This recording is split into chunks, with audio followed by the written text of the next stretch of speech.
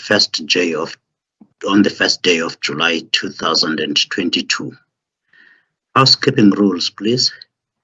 I request you to start typing all your questions onto the chat box so we can get cracking on them as soon as we have had the latest update from the leadership team.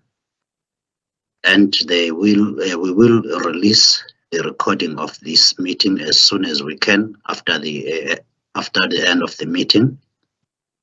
And thirdly, there will be no one-on-one interviews possible with the leadership team. So let us use this recording for all our requirements during the day.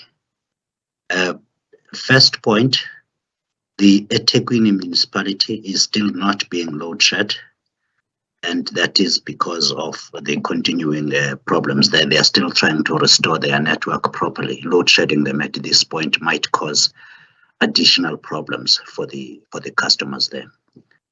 That's the message coming from the area, from the general manager of the KwaZulu-Natal and Free State regions, Agnes Mlambo. Thank you so much. Andre Director, please give us your update for today. Good morning, ladies and gentlemen. Thank you for joining us this morning. As you will have heard, we have decided to lift the level of load shedding from the planned stage 6 to stage 4 this morning. This is due to a better than anticipated performance of the grid. We currently have 3,104 megawatts out on planned maintenance. On unplanned full losses, 7,772 megawatts. Partial losses, 5,837, for a total of unplanned losses of 13,609. Those of you who've been following our updates will see that this is not an unreasonable number given the state and condition of our generation fleet. However, we have 2,709 megawatts that are out due to the unlawful and illegal industrial action that we are currently still experiencing in spite of a return to work call that has been issued by both Eskom management and the leadership of the National Union of Mine Workers and the National Union of Metal Workers of South Africa. The load forecast, as expected for peak this evening, is a bit lower. So we expect demand to be just a shade over 30,000 megawatts. We do have capacity available, excluding our open cycle gas turbines, of 26,533. Our reserves are running low. This is something that we are addressing. We are sourcing additional diesel supplies from wherever sources we can. We have not replenished our dams as much as we would have liked to, and therefore we are unfortunately going to have to return to stage 6 load shedding from 4 o'clock this afternoon in order to ensure that we can safely navigate through our peak period. Just a number of incidents that I think you may be interested in. The collapse of the pylon on the Kahora Bassa line from Mozambique. The Mozambican transmission company have managed to access the site, which is located in a very remote area. They are busy effecting repairs, and it should be restored towards the end of Sunday. So by Sunday, we should see, if all goes well, 600 megawatts returning to the grid from Mozambique. That will, of course, play an important role. And then also Koeberg Unit 2 will have its refueling outage completed on the 15th of July. We've already received permission to commence with the loading of fuel, so that will that is on schedule, and that will add another 920 megawatts to the grid. Once the unit returns, of course, it takes a number of days for it to ramp up to full capacity. So the most important outlook at this point in time, constraint to the outlook, is the successful return to work of the two unions with whom we are currently engaged in negotiations on a revised wage offer. I'm at this stage not able to give you an update. The negotiations started at 9 o'clock this morning, and they are progressing by all accounts quite well and in a constructive spirit. The key issue really is the return to work in order to allow us to lift load shedding. As I said, there's about 3 stages of load shedding attributable to the unlawful industrial action. So that is the major factor putting us in the position that we are in right now. And we are very grateful to our managerial, professional and specialist staff, the so-called MP and S bands, who've been working under extraordinarily challenging conditions to keep our plants operating. At one of our plants, the financial manager was rapidly given an instruction course in how to operate a coal loading equipment, and he has been operating that. I'm not going to disclose at what station or who this individual is in order to protect him from possible intimidation. But it goes to show the extraordinary steps that loyal Eskom employees are prepared to take in order to keep the lights on no matter what. And again, we owe those colleagues a debt of gratitude for the really fantastic work that they have been doing. I'm now going to hand over to our Chief Operating Officer, Jan Oberholzer. He and our Managing Director of Generation, Rulani Matubula, are currently out on their second day of power plant visits, and they will be able to give you a boots on the ground update on what they have observed there. Jan?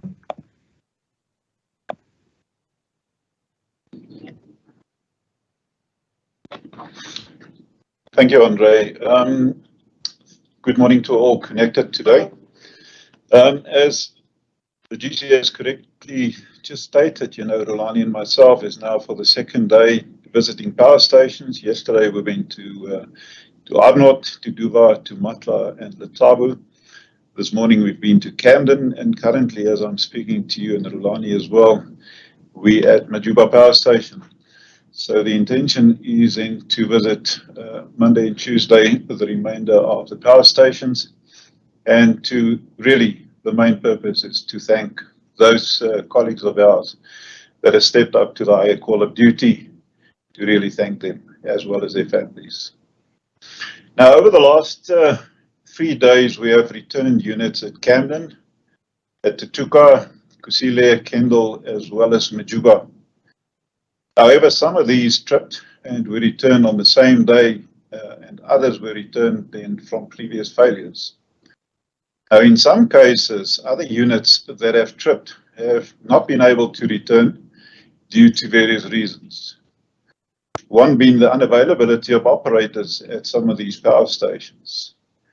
Now, unfortunately, a unit at Medupi Power Station, 705 megawatts, tripped this morning. Fortunately, we had sufficient capacity not to implement a higher stage of load shedding. But the sad part is, over the last 3 days, with units returning and units on breakdown, the net gain in capacity has only been 306 megawatts, or for that matter, 2 open cycle gas turbines. Now, overnight, with stage 4 load shedding implemented, we managed to pump water into the upper reservoirs at the pump storage power stations. And this has improved the situation and allowed us, as the GCS said, at stage 4 this morning, and avoided stage 6. We also then managed to deliver some diesel to our open cycle gas turbine power stations overnight, and we gained a bit of reserve at these stations. Although the dam levels and the diesel levels have improved, it is important to note that these are still at very low levels, and we will need at least the time over the weekend to fully replenish them. Now, this morning, just as an example, with stage 4 implemented load shedding, we still had to use 7 open cycle gas turbines to support the system. Now, the diesel and dam levels are being carefully monitored to balance the need for either stage of load shedding so as not to deplete these reserves completely. So it is something that we are really giving a lot of attention to.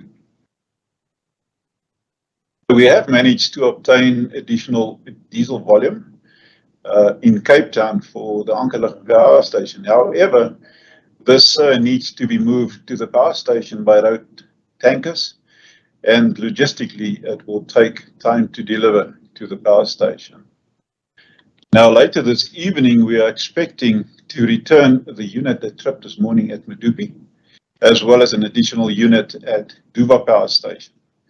Now, this will definitely relieve the pressure on the system, but due to the late return to service, it will unfortunately be insufficient to stave off the stage 6 load shedding for tonight.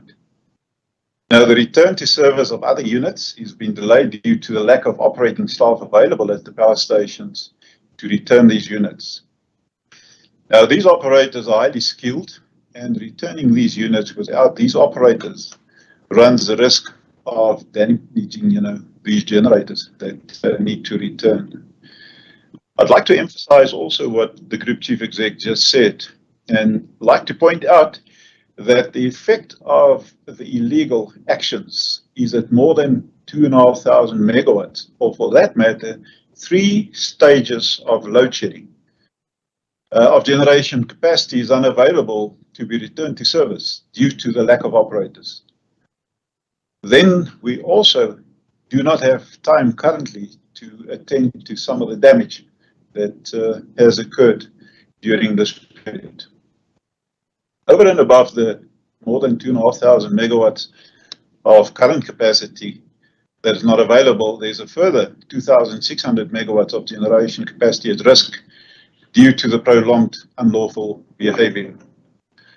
Now, a detailed assessment will be required to determine the extent of the damage that we have incurred, as well as the time needed, to rectify the situation.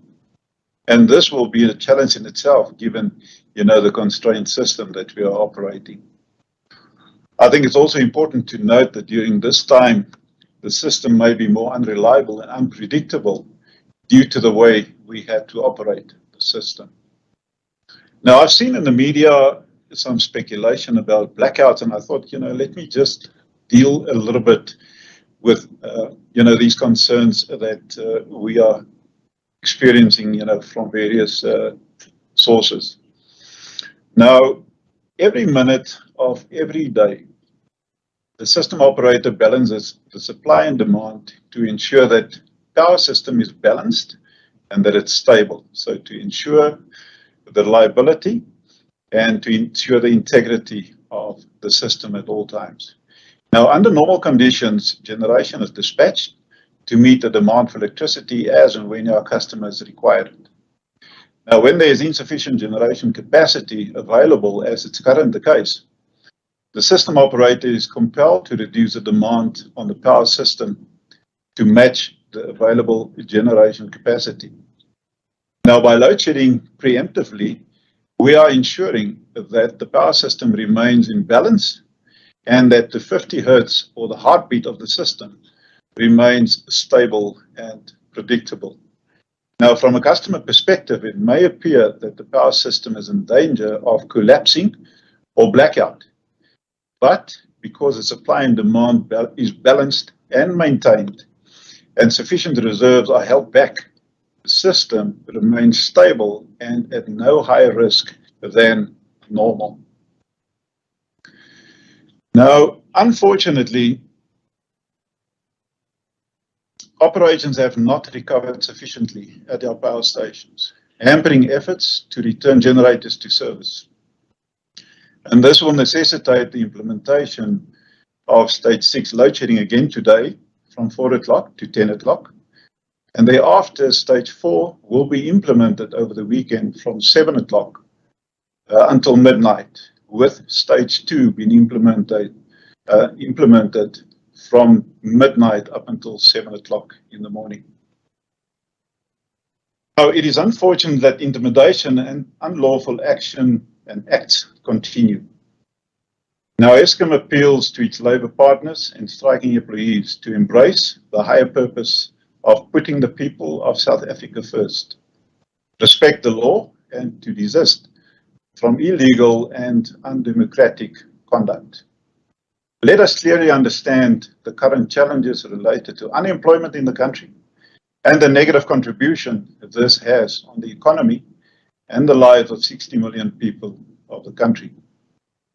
We would then like to remind the public during this time that load shedding is implemented only as a last resort to protect the integrity of the electrical system and the national grid. We therefore urge all South Africans to continue using electricity sparingly, especially during these uncertain times on the power system. Now, our loyal middle management, as the Group Chief Exec has spoken about earlier, have worked tirelessly to keep the operations flowing. Colleagues, we thank you and we salute you for that.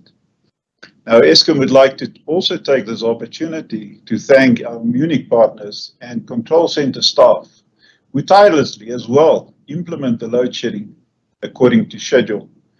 The well-controlled rotation of stage 6 blocks is a testament to the care taken by all involved. I believe that's all I wanted to share with the public. Rulani, I'd like you now to please take over and please to take us through some of the detail that you believe is important that you'd like to share with the country. Thank you.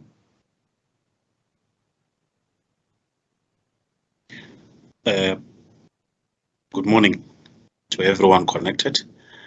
Jan, I trust that yourself and Andre have covered the majority of the data in terms of the state of our units and state of the system. And what I would like to do is to echo your sentiments on our employees at different power plants that have since resumed their work, and also appreciate our managerial teams who have left their laptops in their offices, took their overalls and went into the plant to make sure that we keep putting megawatts on the grid and ensure that South Africa does not end up being put into complete darkness. We appreciate the sacrifice and commitments, and we continue as the generation team to work hard around the clock to make sure that the units that are currently off, we bring them back to the grid. There is unfortunately a backlog of maintenance that we need to deal with at the moment. We had 3,000 megawatts of units that are off for planned maintenance that are currently being delayed due to this strike since the last week, which delays the anticipated return of these units into the grid. However, we'll find ways and means to mitigate that, to ensure that we can ensure the successful return of the units. We are currently doing the repairs at Medupi 1 that we lost this morning to ensure that it's back online before the evening peak this evening. We're also preparing a unit at Duval Power Station, which had been highly impacted by the strike and delayed. And we believe that it will also be online in the next hours.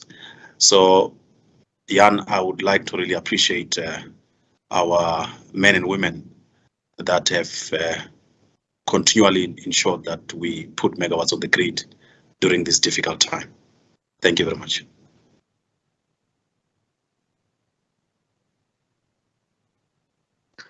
I thank you, Rulani, Jan, and Andre. Now I shall take your questions. Colleagues, Andre de Ruyter opened with a confirmation that the wage talks are currently underway at the Central Bargaining Forum, and that is where all discussions about the wages will be had.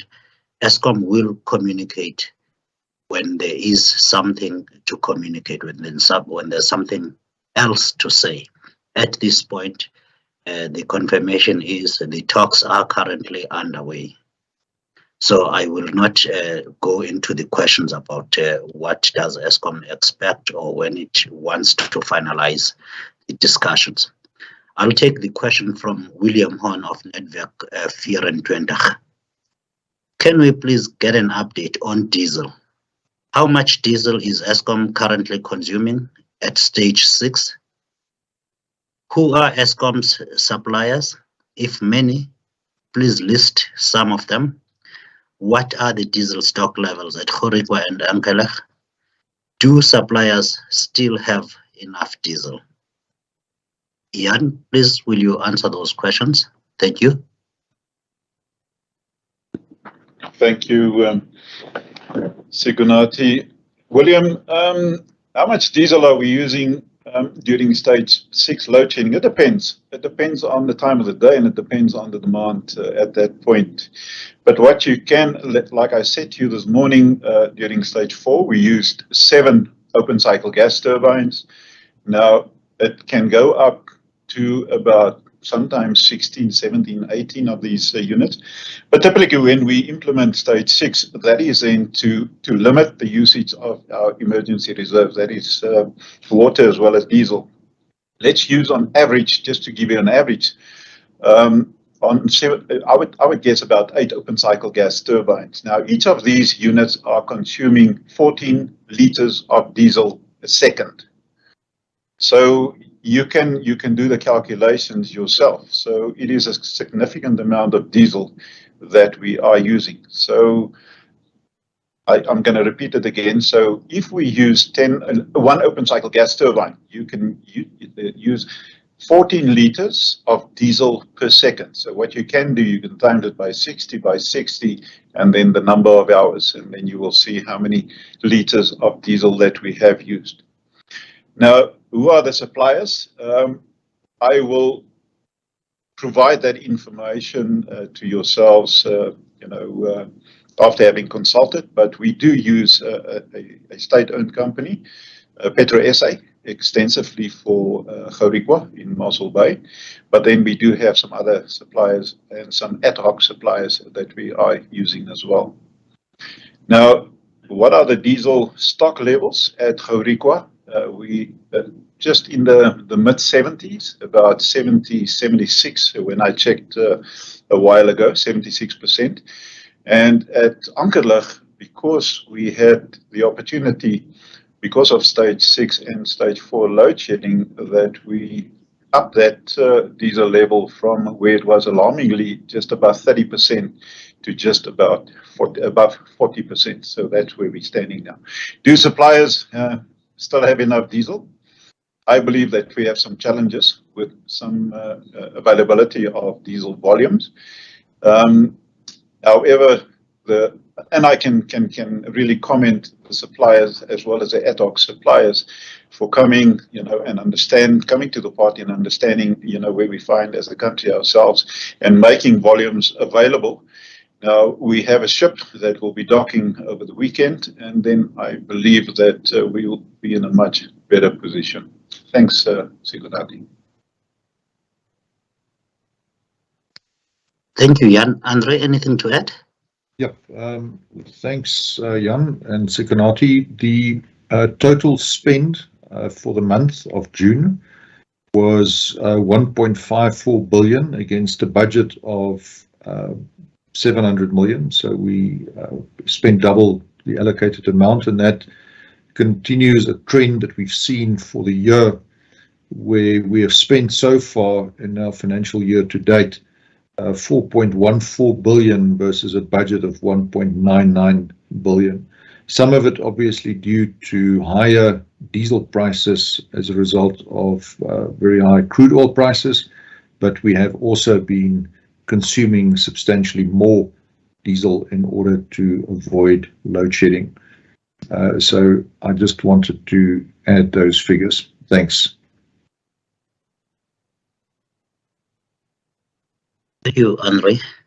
The question from Akona Machoba of MoneyWeb is slightly different from the labor talks.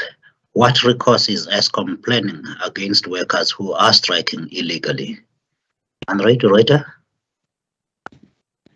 Yeah, again, we don't want to preempt any agreement reached at the wage negotiations being held today, but we will be taking disciplinary action against workers that have stayed away unlawfully. That may include the application of a principle of no work, no pay. Where there are acts of intimidation and violence, the Eskom disciplinary code will apply, and we will be processing the various investigations accordingly. And of course, where there are criminal acts, these will be reported to the South African Police Services for them to investigate, and if sufficient evidence is found, hand over cases to the NPA for prosecution. Thanks. Thanks, Andre. Terence Kramer from Engineering News has some questions.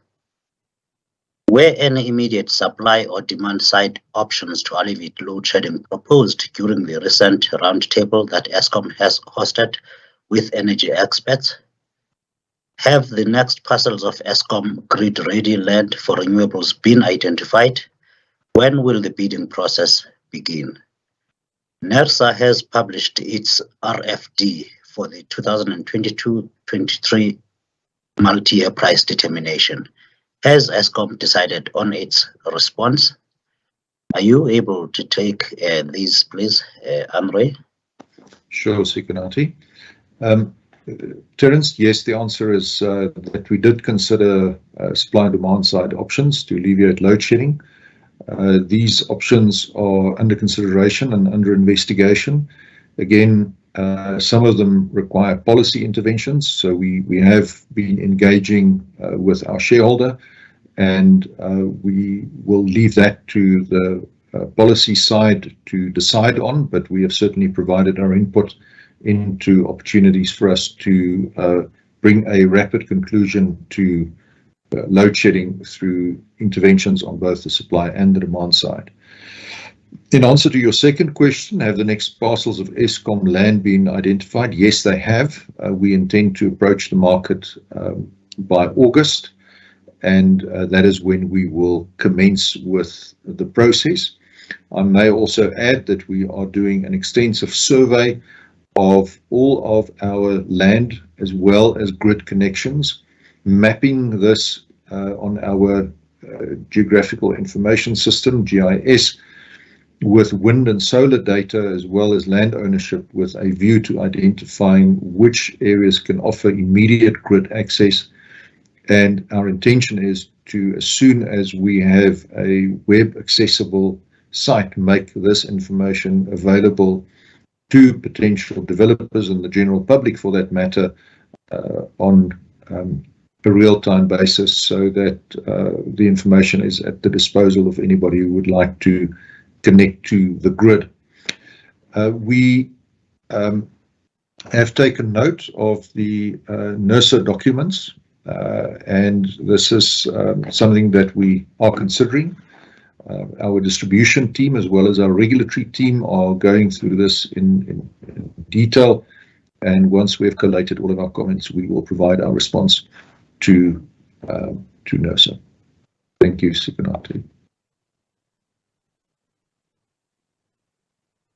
Andre, thank you. I'm not sure if Sekhumoto is on the line at this point, but Isabel would be on the line. This question from Linda Givitash of AFP is for transmission.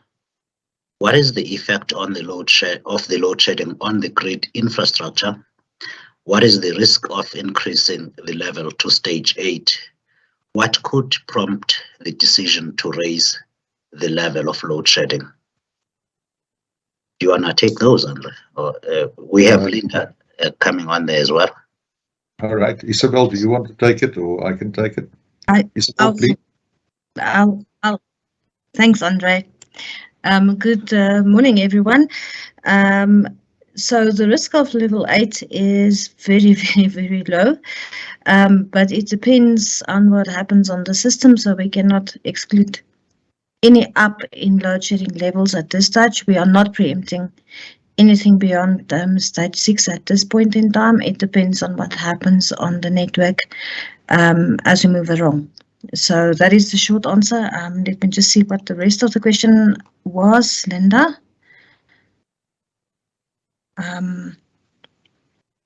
You wanted to know about the effect on the grid. On the transmission grid, we have not seen any adverse effects to date, except for, of course, the Kahora Bassa incident, which has been discussed. And the reasoning is that most of the switching is actually taking place at the distribution as well as a municipal level. So we cannot answer for the municipal areas, and on the distribution areas, what does happen is that we do load reduction if necessary. I hope that answers your question. Thanks.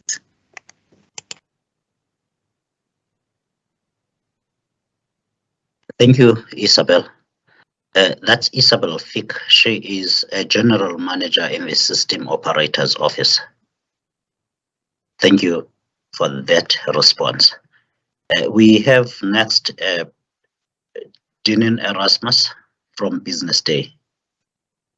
Does the 13,600 megawatt load losses include or exclude the 2,700 megawatt non-online as a direct result of the strikes?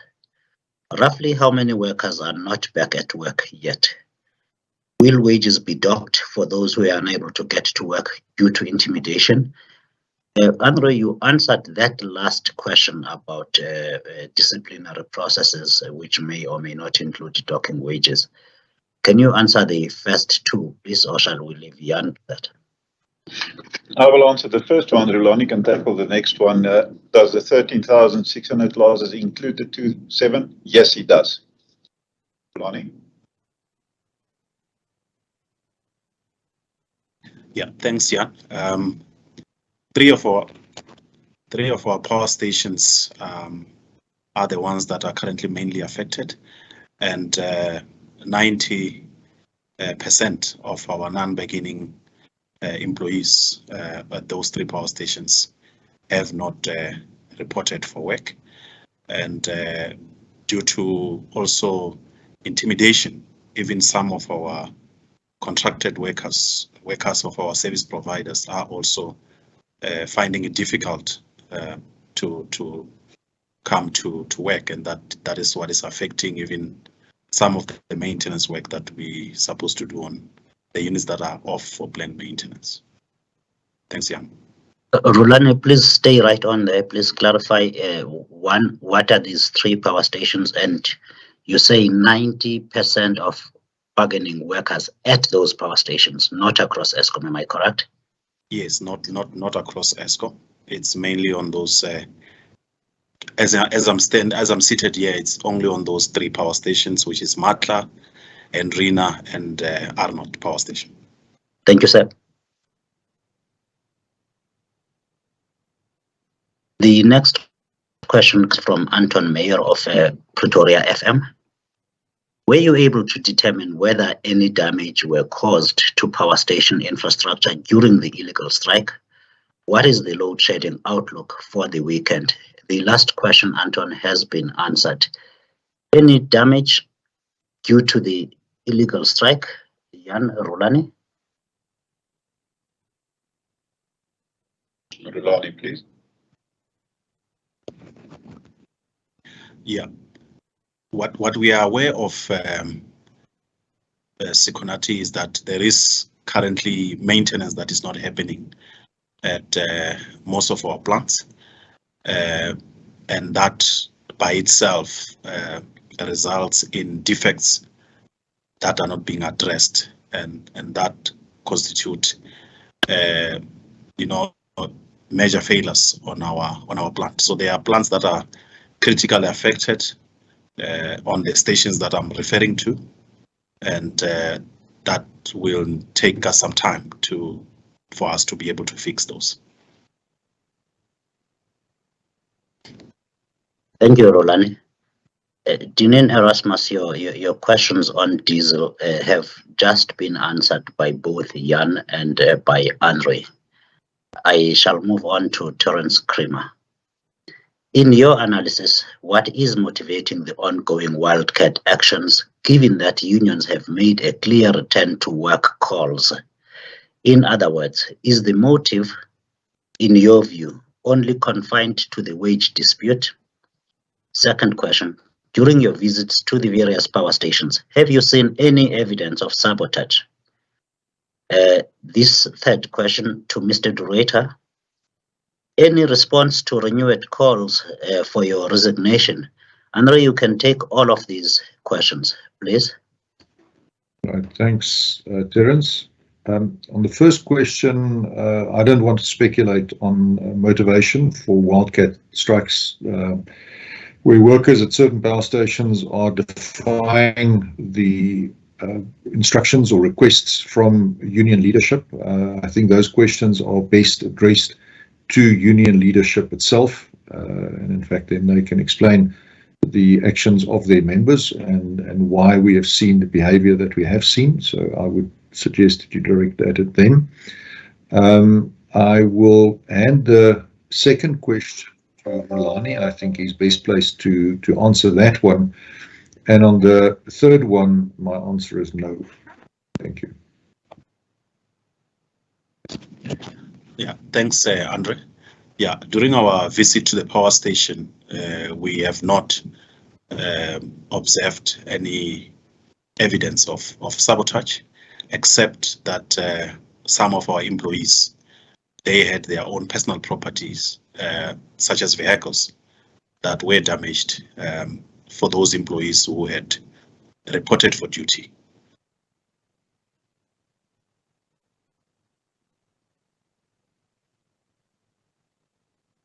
Thank you, Rolani and Andre. Helen Pillay is from IOL. Are the wage negotiations expected to conclude today? What is the likelihood of increasing the load staging? These two questions, Kaylin, have already been answered. We shall move on to the next one from Ryan Brothwell of Business Tech. What is the current load shedding forecast for the weekend? Answered. Vali Padiache, the workers, e.g. operators that have not returned to their workstations to date, do they include essential workers that should not have gone on strike in the first place in terms of the essential workers agreement with organized labor? Is Eskom aware of the number of such essential workers that are currently not at work? Is this a risk to continued operations? Vali, I believe again your questions have been answered by this team. Do any of you gentlemen want to take a bite at that, or shall we move on? Mr. Konati, I think we have answered Vali's questions, but in terms of do they include essential workers? Most definitely they do include. Do we know the numbers? Yes, we do. So a risk to further operations should they not return? Absolutely yes. Thanks. You want to top that up, Andre? Yeah, again, just to emphasize the point that Jan made is that Eskom is an essential service. Therefore, workers may not go on strike. In addition to the fact that they are essential workers and therefore may not strike, we obtain an interdict. So there is a double breach of the law here. And again, this is an unacceptable situation where the country is held hostage by wildcat actions taken without any apparent coordination or leadership on a national basis, but intends to drive double-digit wage increases, which are clearly not affordable. So these are very regrettable actions, and again, just to stress, unlawful, and of course the accompanying acts of intimidation and violence, deplorable, and very saddening to see that we find ourselves in this space as a country that these acts don't provoke more outrage. Thank you. Andre, please don't go. You please answer this further question from Vali Padiachi again. What is Eskom's plan B if all the workers that are still on strike do not return to work by a critical cut-off date? Let's add to that. Do we have such a cut-off date? And you will take the next one from Anton Meyer again from Pretoria FM. Did you meet with President Ramaphosa regarding the current situation? And are there any further meetings planned? Are you at liberty to share what you discussed with the President? As Jan and Rulani indicated, we are currently very grateful for the services rendered by our managerial, professional and specialist staff in really going above and beyond the call of duty to keep our plants operating. Ultimately, this is not a sustainable operation. Running a power station is a 24/7 operation that requires shifts to change. It requires ongoing maintenance work. It requires specialist skill that cannot be replaced on a short-term basis. The operators are skilled. They acquire their skills over many years, and we cannot simply replace them on a short-term basis. And that is exactly why the legislature has decided to declare Eskom power station operations an essential service and prohibited workers from striking. And in according with the law, we would therefore be in a position where if workers do not heed the call from their leadership, as well as from Eskom management to return to work, then the country will be further exposed.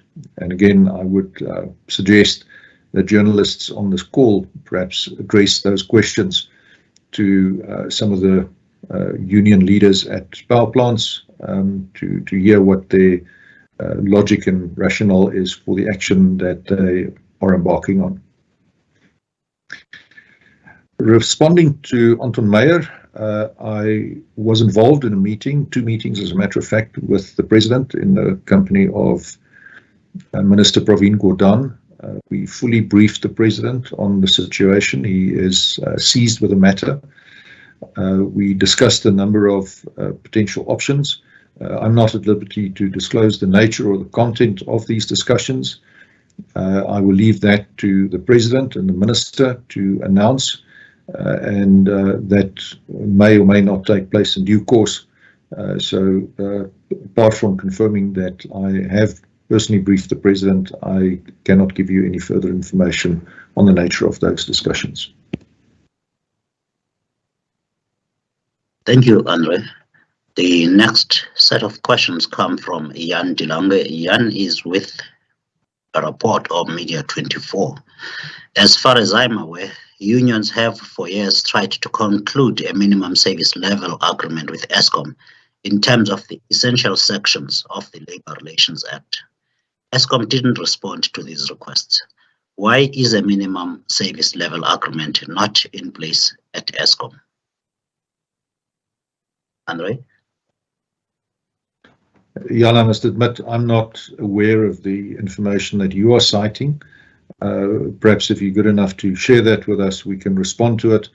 But I'm not aware of this attempt by the unions to try and conclude a minimum service level agreement. But if you have access to that information, please send that to us and we will respond to you. Thanks, Andre. Jan, the human resources team that could readily answer your question is currently at the Central Bargaining Forum at the wage talks. We will endeavor to get you a response, particularly if we receive an email from you that effect. The next question comes from Lizel Wilson from the SABC. Three questions I have. What's the status of Kusile? That's the power station. Who exactly are the ad hoc suppliers? I presume that refers to the diesel that you referred to earlier, Jan. Who are the coal suppliers? Who are the contractors at Medupi, and can they be made public? Usually your questions are very broad and have really all been answered in for a very long time. But Jan, do you have the names of the diesel suppliers, and can you just give one update on the status of Kusile? Yes, I can. At Kusile, we have Kusile is a six-pack power station, so 6 units of 800 megawatts. Now we successfully put into commercial operation units 1 to 4, so 4 units are in commercial operation. The work has progressed extremely well on the last 2 units, 5 as well as 6.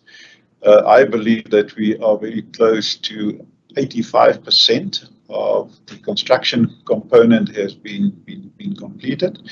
Now we expect to synchronize, and there's a difference between synchronize and put into commercial operation. So, but we aim to synchronize unit number 5 for the first time to the grid in March next year. And then it will take some time for capability, and other commissioning tests that will take place before we put it in commercial operation.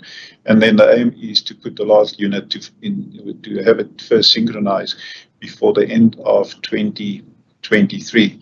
Now the question in terms of ad hoc suppliers, now those are Astron, it is Shell, BP, as well as Engine. In terms of the question on contractors at Medupi, as we all know, has been put into commercial operation, the old power station. We had a setback, scored an own goal at, I think it was the 8th of August last year, when we had an explosion in unit number 4. But virtually all the work has been completed at Medupi, so we're finishing off some of the contracts and closing out some of the contracts. But for all intents and purposes, the work is complete at Medupi. Thank you. Thanks, Jan. We have now closed the chat, but I have just additional questions from Toli Mgambi of Newsroom Africa, who seems to have a very interesting relationship with technology. The power struggle between organized labor and management at Eskom has partly been blamed on you for failing to proactively circumvent it. And he says this question is for Honorary Director. 2 questions. Do you believe that this wage dispute is disguised to achieve the worst outcome, which is stage 8? If we do reach that stage 8 of load shedding, how do you hope to keep your job? Honorary Director, do you believe this is disguised to achieve the worst outcome, and how do you plan to keep your job if we reach stage 8? Dolly, let me just understand your logic there. So workers embark on an illegal strike, they withhold their labor unlawfully, they engage in acts of intimidation and violence, and they do not respond to calls from their national leadership with whom Eskom management has a relationship. I think it's a bit harsh to hang that around the necks of Eskom management. I think we need to look at the law of the land. We need to look at whether or not we are a country that is governed by the rule of law, whether people respect the rule of law, whether they respect the bargaining fora that have been established in terms of long-standing recognition agreements that we have with organized labor, whether they respect the dispute resolution mechanisms established by the Labour Relations Act, such as the CCMA and other fora, the Labour Court, for example, before embarking on unlawful, illegal, wildcat strikes to try and extract double-digit wage increases at a time when our economy is under severe pressure.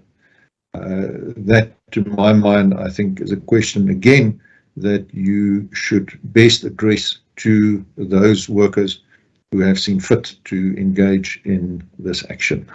Thank you, Sekonati. Last question, Andre, then you can also give us your closing remarks. It comes from Sabelo Skiti of the Sunday Times.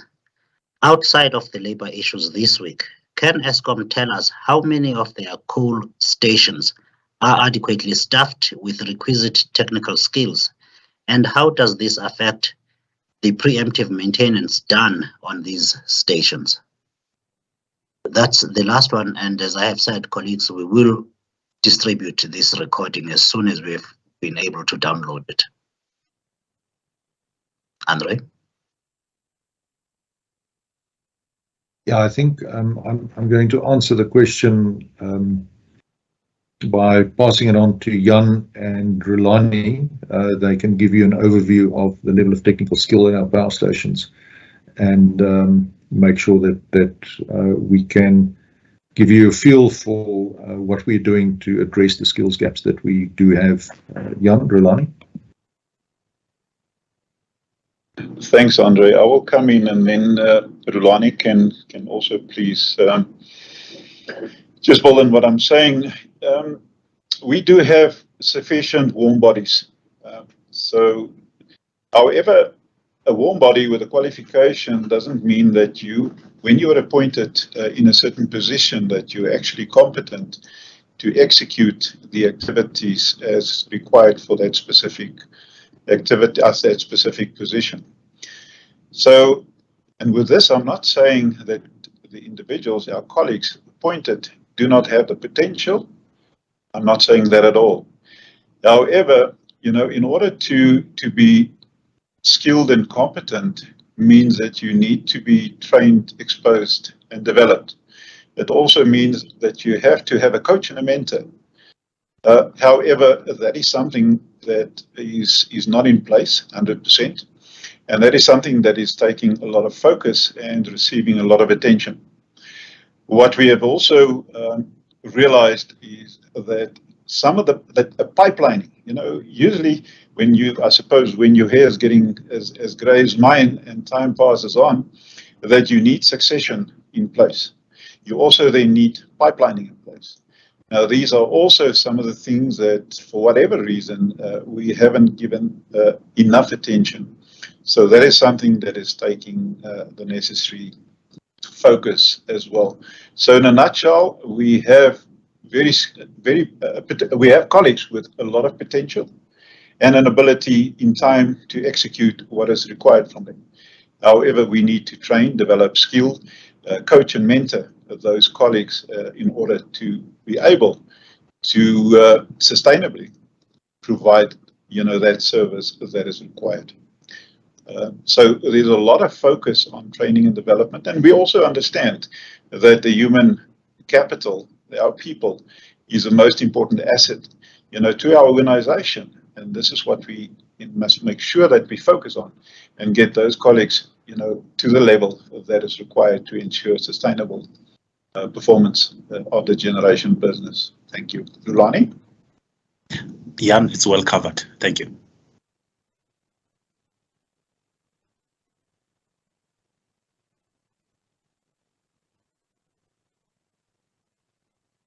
Thank you for joining, ladies and gentlemen. Have a nice day.